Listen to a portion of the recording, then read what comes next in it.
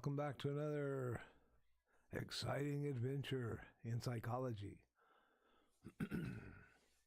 I want to start out tonight with a joke because it's going to lighten the mood a bit. And we're going to talk a little bit about some statistics. So, or as I call them, sadistics.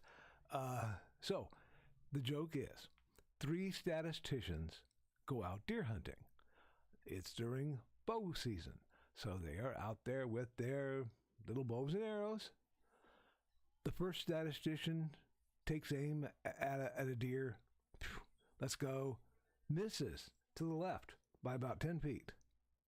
Okay, the second statistician gets ready, and he lets go of his arrow, and he misses the deer by 10 feet to the right. The third statistician jumps up and down and says, "We hit it, we hit it." Yeah, this is the danger. This is the danger of statistics. Yes, I'm getting a message here. Can't hear me. Should be able to.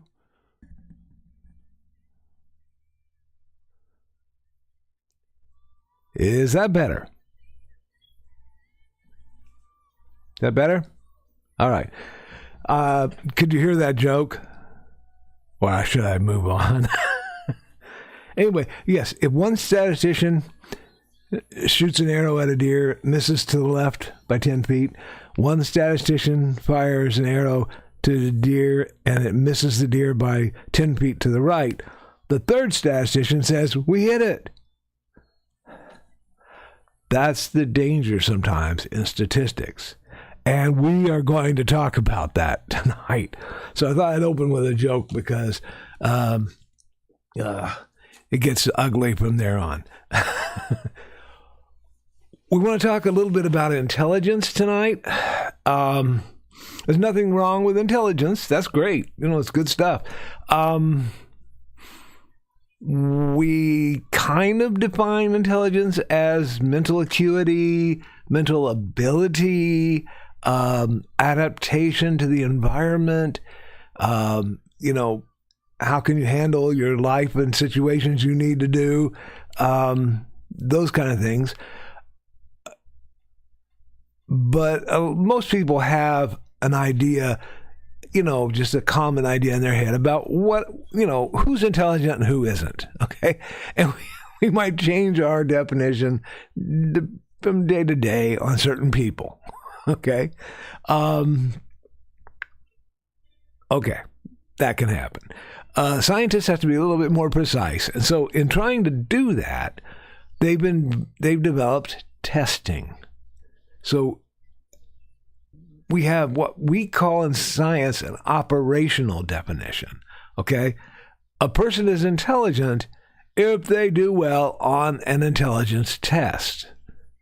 It's kind of a tautology. It's kind of like, are you intelligent? Well, did you do well on our test? If so, you're intelligent. If not, I'm sorry. That doesn't work too well in a lot of ways, but we'll work it down. We'll get it going here. The first people who wanted to try to measure intelligence were some French educators. I guess you'd call them early school psychologists, and they wanted to know why, these students are doing pretty well, other students don't seem to be doing well, and their ideal is, let's find the students that need more help, okay? And give them more help. How about that? How noble that is, right? Okay, any noble idea can go downhill real quick. But, yes, Donna, the IQ tests can be very superficial, and we're going to get into that in just a second. So the first test that I wanted to talk about was the Binet and Simon test. And this is a picture of that. It's not my picture. That's not my thumbnail. It's a pretty blue color, though. Anyway, as you'll see near the thumb there, it says, count aloud 13 pennies. The subject must touch each with a finger. No omissions or double countings. So those would count against you as a child in this French school, okay? And then the 34th one is, what is that? And you display, not in order of value, okay? You'd show them a penny, a quarter, a dime, and a nickel. And they had to make sure they had to make sure that the operator, the person giving the test, is smart enough. Hey, you got to show the heads of the coin, okay? And it has to be a bright coin. It can't be a dirty, filthy thing you pulled out of your pocket. They wanted to give these kids an opportunity to actually get it right, you know? So don't be pulling out your, trick coins or anything. So, yeah. So that question there was very well explained there. And so you'd say, what is this bright coin that I'm pointing at or whatever? And they'd say, it's a penny. Very good. We would never probably pass this test if we were really given the real test, because it was French, and it was in French, and French coins of the 1800s. And so if any of us went back in time and tried to take this test, we'd probably be idiot. So, yeah, the next part is important here. Test of moronity, to see if you're a moron or not. This is mentality from 8 to 12 years, okay? And then they would give you age 8, and then they'd say, I want you to read this little story out loud, okay? And that was how they were figuring out the intelligence. They were taking, they took the mental age and divided it by your chronological age, and then they multiplied that times 100, and that would give you a score, a number. Oh, we've got a number. How about that? Hello to everybody who came in and I missed. Exactly, Trey. The road to hell is paved with great intentions. And, yeah. So Benet and Simone, they wanted to actually help these students, which is great. Okay, cool, great. They translated this into English so that we could try it over here. Okay, good. That's very good. They thought, though, it wasn't quite testing enough. So they added some things to it. And we've got many IQ tests nowadays. The first ones in English tried to measure the memory, verbal ability, spatial ability, and numerical ability. And somebody else came along after that and said, that's not enough stuff. Okay, that's what do you call that? That's leaving out a whole bunch of stuff we could be testing for. So somebody else said, all righty then, let's test for these kind of things. And they added a bunch more, which helped. Okay, I'm not gonna lie, that's good. That helps a little bit. Some people might not like it so much, but it was growing. Okay. Now, exactly, Dan. The BS test. That's their initials. Benet Simone. Benet also partnered with somebody else later. I think Stanford University started using this test. So they call it the Stanford Benet. So you'll hear that a lot nowadays. I believe it's still used. Okay, there's two things in testing that are really bothersome, that really cause problems for folks. One is reliability. Okay, I gave you this test when you're 12. I give it to you again when you're 15.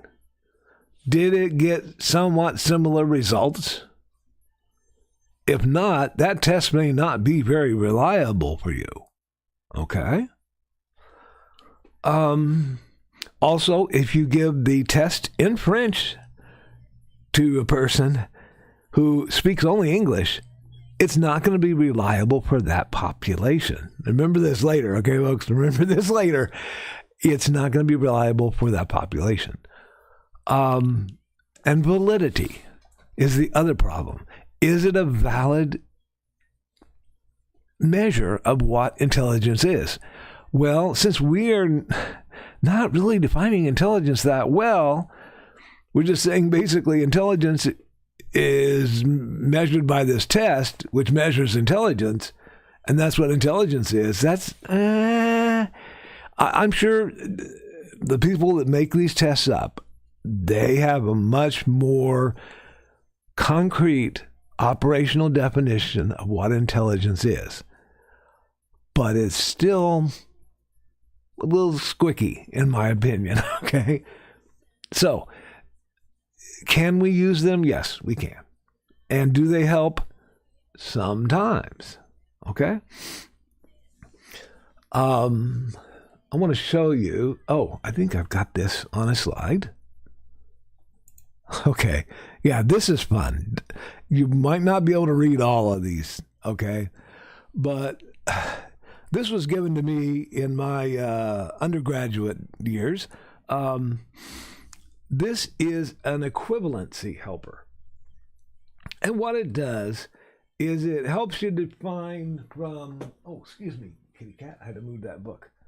It was in the way. It had to define from one test to another. So the top is the bell curve, which, oh boy, social scientists of all type love the bell curve. And then below that is, the first line is the percentage of people that might fall under that in the bell curve. The next couple we don't really care about. The last three are on the bottom is Stanford-Binet, which normal average intelligence is 100. And then there is the GATB, G-A-T-B, which is a more of a test like the government might give you to get a job. And that is pretty much the same, although the scores move out a little bit on that one. And then the WACE test. WACE is the Wechsler Adult Intelligence Scale. There's also the WISC, or Whisker, sometimes it's called, the Wechsler Intelligence Scale for Children. Okay? They figured out, we got to kind of change this up. We start giving this to adults because, they're different. So you can't divide a mental age anymore because how can you say a mental age? Okay, you got a mental age of an 80-year-old. Well, that might be good or bad. I mean, who knows? So it doesn't really work that well anymore. So how do you figure these things out? Well, they start testing a bunch of people. And they test a bunch of people who they already suspect of not having a great IQ. They test them. And they test a bunch of, college professors. And they say, well, here we go. We've got the ends of the bell curve here. Because college professors are the, smartest people in the world. So they got to be at the top, right? So, so they figure this out. And so what we've got here is our standard curve. Right in the middle there is 100. Okay, that is yours, normal, regular, average IQ. Below and above that, 34% of the population lie. So within, we'll use our big brain, intelligent brains here to figure out that's what? 78% of the population is going to be within those two parts of the hump, okay? We call those standard deviations in the biz, but that's beside the point. Anyway, so between those two deviations there, you're going to find 78% of the population. If you go out further on those, okay, you're going to get into people who are, up there a little smarter. There's 14% of those. And there's people who are a little bit duller. They're going to be 14% of those below. And then you get those little pieces on the end where maybe 2% of the population are. Okay? And that makes a difference between being rocket scientists and needing someone to help care for you. So, all right. So far, so good, right? Okay, so, we're measuring intelligence. We're going to help people with this, right? The problem was, as Donna pointed out, there was an episode of Different Strokes, a television show back in the 90s? 80s or 90s. Anyway, and these two black children took the test, and they didn't do so well. And they were marked for special help. They didn't particularly need it, but that was kind of the reason that we're talking about this.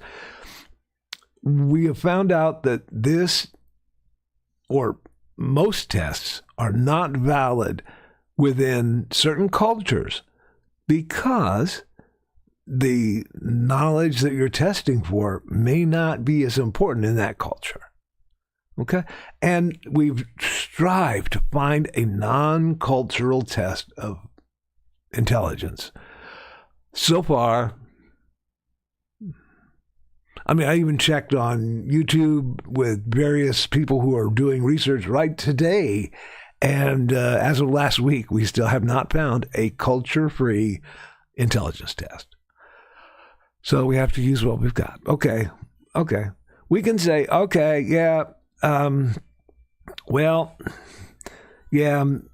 maybe folks that don't do so well on the test, they might need some catching up, okay?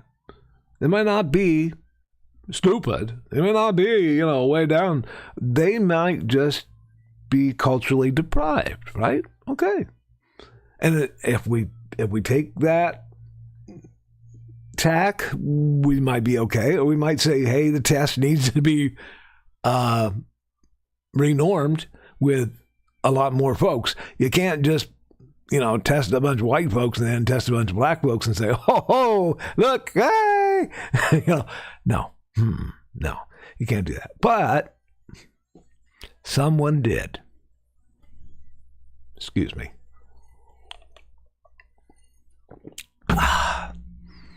Yeah. Every nice thing. This is why we can't have nice things, people. Because, yes, somebody used this test to say, yeah, white people have superior intelligence to black people. No. There's a wide range and variation, too.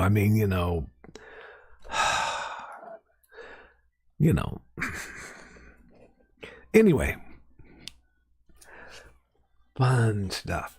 Are we in? How far along are we into this show? Can I say fuckers? Okay, some fucker's going to mess it up and use it for some bad thing. And that's what happened. It started here in America, and then it went over to Germany. And they started using it. And they started using it as a way of saying, maybe we need to get rid of the people at the bottom of the scale because they're just holding us back, You know what I mean? Yeah, let's just do that. Yeah. So, yeah, any kind of science can be perverted, and this science was one of the most twisted and perverted by people with certain goals and misperceptions. And besides, I was saying, that they normed this against like college professors and because they figured they had to be some of the smartest people. And they didn't have rocket scientists back when this was, so, brain surgeons and things like that. So, yeah, you're kind of guessing at the top level. You're also kind of guessing at the bottom level of this curve. Because, I mean, it gets real funky when you try to figure this out. And, we used to say, those people down at the bottom there, they've got mental retardation. Not autism. That's different. And we're going to talk about that some more later. And I'll have to have another drink for that. But yeah, and some people will have problems working through life if they have that low a score. Some of the scores are hey, thesis. Some of the scores don't look too bad. We like them because we do well on them. Here is a test result. I don't know how well that's going to come out. See that number there? Woo! 130. That is Aunt Donna. Yay! And it shows here where she is in percentage. She's in that high percentage there, isn't she? She would be, according to my handy-dandy little notes I took back as a junior in college here, she would be on the line between superior and very superior. Big brain there. Okay? So she got a 130. Okay, can you guess whose score that is? 136? Yay! Oh, we took that test a long time ago, Donna. And I've always been... Yeah, she thought she burned all those, but no, she didn't. So anyway, yeah, very superior. Hey, great, I win. There's no win, okay? I know a lot of people who have very high IQ scores, and they cannot figure out stuff in their own life. So, yeah. As we've gone on further, we've, like I said, we've split out more of the intelligence factors. She's laughing about her 6 lousy points, or my 6 lousy points. We figured out some more things about IQ, and we split it out more. So now, okay, that instead of just giving one number and saying, hey, here you go, move along, kid, we have split it out into specific skills that might be of some fucking use. Okay. I think... Oh, the Woodcock-Johnson test is the one I took, a more modern test. And someone gave this test to me as part of our master's program, then we had to write it up. Using age percentiles and such like that, okay. My broad cognitive ability was within 84 to 92. Not too bad. Okay, I'll take it. Verbal ability, 96 to 99%. Are you surprised I became a writer? Yeah. 99%. Gonna go with that. That means that, I do better than 99% of, or 96 to 99. Okay, I should be nice. 96 to 99% of people on verbal scales. I can't tell it tonight because I've been drinking. Okay. Okay. Reasoning. Just broad reasoning, I got between 73 and 88%. Yeah. Reading ability, 95 to 99%. All right. Written language. This is weird because I think something happened. It was 64 to 82%, which does not jive with what other people have said about my writing. So I'm not sure exactly what was happening there. Knowledge aptitude, 78 to 93%. I'll take it. Good. And memory, I was down to 60%. I don't know what the hell was going on that day.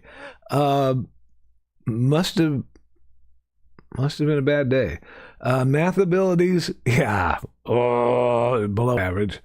Up to 68%. And the lowest score I got was perceptual speed, meaning follow this dancer's movements and try to imitate them. No. No. I am retarded in that particular ability. So yeah. Don't ask me to do that. Thank you. Okay, so those are some of the ways that we've been trying to figure out how to measure IQ and how to use those measurements to either help or harm people, as the case may be, based on how you feel. I take another drink. Okay. We would often get students who were being tested, and their parents would be appalled that we might say that particular student has a low IQ. So many times, school psychologists got pressured to put that person in an autistic category or the learning disabilities category.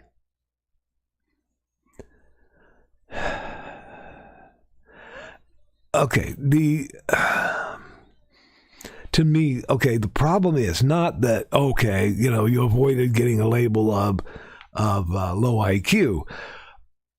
To me, the problem is that the therapies and the ameliorations that we might try to do to help that person are going to be different in each of those categories. Okay? So, you wouldn't want to put a learning disabled student in special education, although it happened because they had no place else to put them. Oh my goodness, don't get me started. I'm going to need more bourbon than what I have. Anyway, learning disabilities is when a student shows intelligence, but they have trouble learning a particular skill. You've heard of dyslexia. There's dyscalculia, okay, numbers problems. There's learning disabilities that have to do with spatial perceptions. Could they be clumsy? Yeah. But they also could have a learning disability in that. They could have a learning disability in auditory processing, where you say something to somebody and they have a problem decoding what you said. It's kind of like in Peanuts, in Charlie Brown, in the movies, when the teacher talks and it's, you got to figure out what that means quick or you're going to get taken to the hall or something, And a person with an auditory problem might go, oh, wait a minute, I got to process that. What did she say? So yeah, your remediation for that person is going to be different depending on what you classify that person as. And I don't want to say diagnosis, but yeah, it becomes a diagnosis after a while. And it's stuck with that person. Okay? Because when they do a review of that person's records later to say, okay, it's been 5 years. What do we need to do to help Johnny to get better?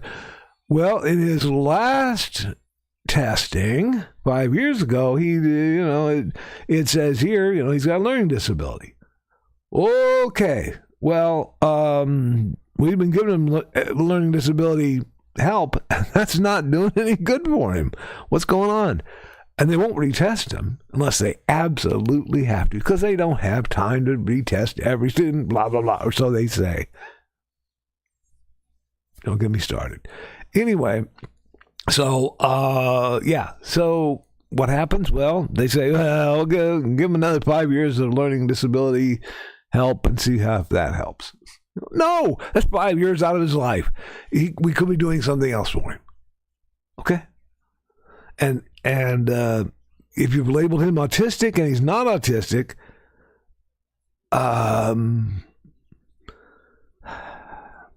just because his mom wanted him to be labeled autistic instead of low IQ, he's not getting the help he needs. Okay? And I have seen this pressure in action. And it's very disheartening. And people don't get the help they need depending on their needs. So, end of my rant there. More bourbon. This is Uncle Karl's drunken rant on psychology tonight. Okay, I'm going to look at the chat and see if I can read it still. And let's see. Okay. The dog is not having an easy adjustment to the time change. Yeah. Cats had a problem today, too, which was great because we got to feed them on a more regular schedule, not 10 a.m. like we normally have to, because we used to eat lunch at 11, and then the time changed. And that cat stomach time says, I don't care if the clock says 10, you will feed me now. So we've been eating lunch at 10 a.m. every day for a while, and now it's time to switch it back to 10:30 at least. So anyway,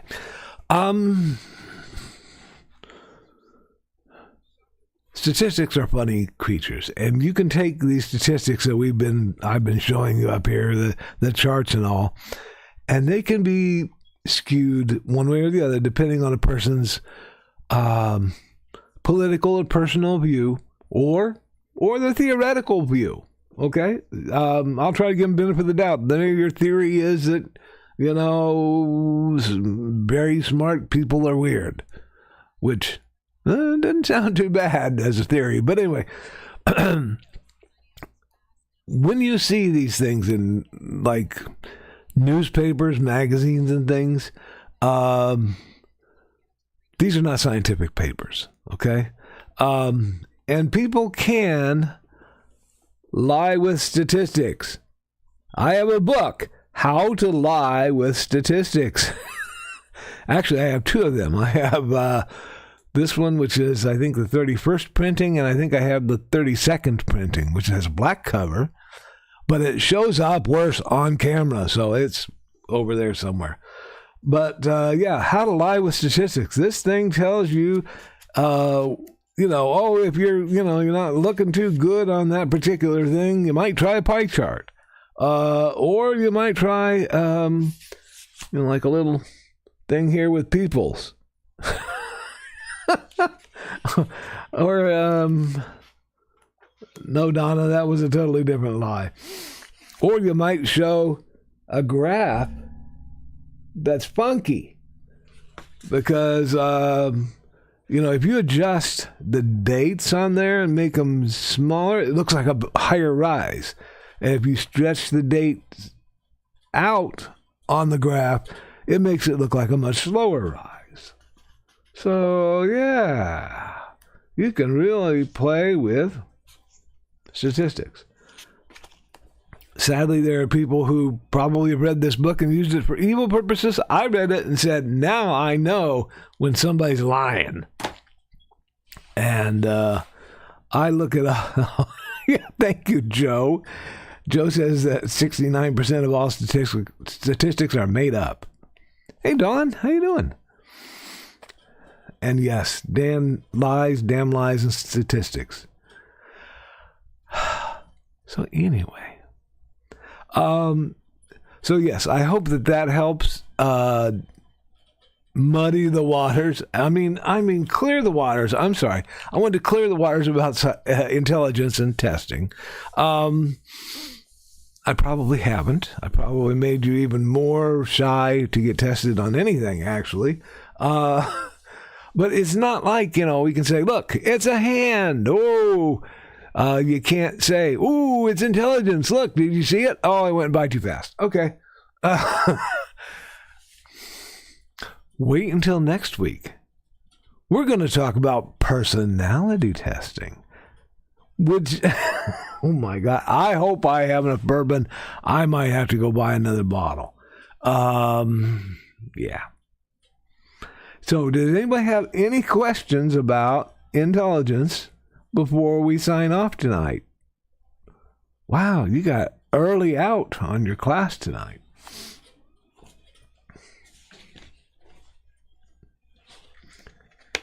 Oh, just wait till we start talking about personality, because I got tested on my personality too. Boy, you're going to love that, folks. Yeah, I'm going to have to get good and plastered for that one. So, okay, without any questions, I think we will wrap it up. I think I hear other classes letting out, and the bell will ring any moment, so thank you for coming by. While I choke on my joke. Thank you for coming by, and we appreciate y'all, and thank you very much.